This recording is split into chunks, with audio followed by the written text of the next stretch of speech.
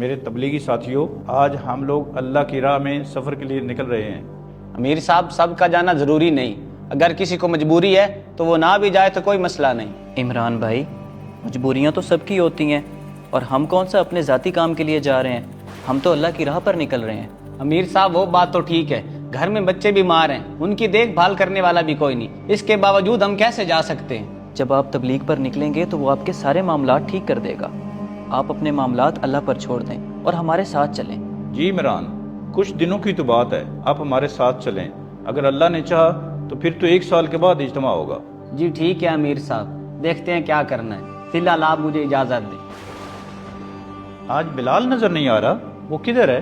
امیر صاحب، اس دفعہ بلال بھی نہیں جا رہا، وہ بھی عمران کی طرح مجبوریاں سنا رہے ہیں۔ ٹھیک ہے، تم سب لوگ سفر کی تیاری کرو، میں بلال کی طرف جاتا ہوں۔ بلال، آپ ضد کیوں کر رہے ہیں؟ آپ کی امی بیمار ہے، اگر آپ تبلیغ پر چلے گئے تو ہم دونوں اکیلے ہو جائیں گے۔ بیگم، آپ بھی ضد نہ کریں، میں امیر صاحب سے وعدہ کر چکا ہوں، میرا وہاں جانا بہت ضروری ہے۔ مگر آپ کے علاوہ اس گھر میں اور کوئی مرد نہیں ہے، اگر خدا نہ خواستہ آپ کی امی کو کچھ ہو جاتا ہے تو ہم اکیلے کیا کریں گے؟ بیگم، کچھ نہیں ہوتا۔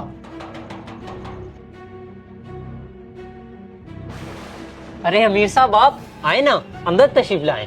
میرے پاس وقت نہیں ہے، طیب بتا رہا تھا آپ تبلیغ پہ نہیں آ رہے ہو، میں نے سوچا آپ سے پوچھ لوں کیا وجہ ہے۔ وہ دراصل گھر میں امی کی طبیعت بہت خراب ہے، اور بیگم بھی گھر پر اکیلی ہیں، تو شاید میں اس دفعہ جماعت کے ساتھ نہ آ سکوں۔ دیکھو بلال، ہم نیک راستے پہ نکل رہے ہیں، اللہ سب بہتر کرے گا، آپ بس ہمارے ساتھ چلو۔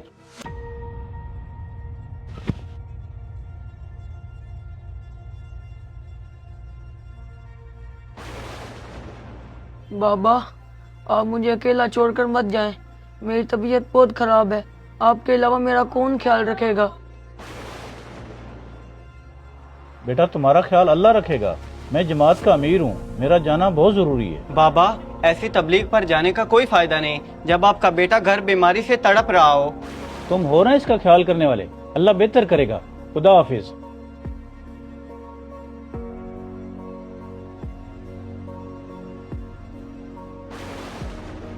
امیر صاحب کہاں رہ گئے؟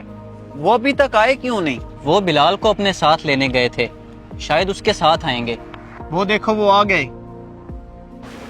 السلام علیکم، سب ساتھی آ چکے ہیں؟ وعلیکم السلام، جی بس آپ دونوں کا انتظار تھا۔ چلیں سفر شروع کریں۔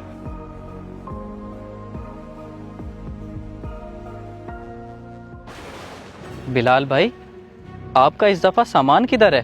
طیب بھائی، میری والدہ گھر پر بیمار ہیں، اور میں سامان اس لیے لے کر نہیں آیا تاکہ ان کو پتہ نہ چلے کہ میں تبلیغ پر جا رہا ہوں۔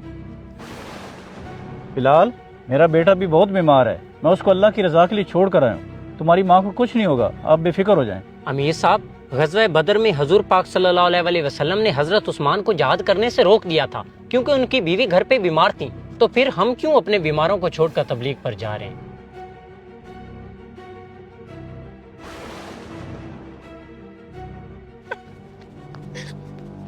بابا غضب ہو گیا بابا، آپ کا چھوٹا بیٹا اب اس دنیا میں نہیں رہا۔ ہمیں چاہیے کہ جیسے ہم اللہ کی رضا کے لیے تبلیغ کرتے ہیں اور دور دراز علاقوں میں سفر کرتے ہیں، ویسے ہی پہلے اپنے اہل و عیال کی ضروریات کو پورا کریں اور ان کو کسی کے سہارے نہ چھوڑیں، کیونکہ دین اس بات کی اجازت نہیں دیتا کہ گھر والوں کو اکیلا چھوڑ کر اللہ کی راہ میں نکل جائیں۔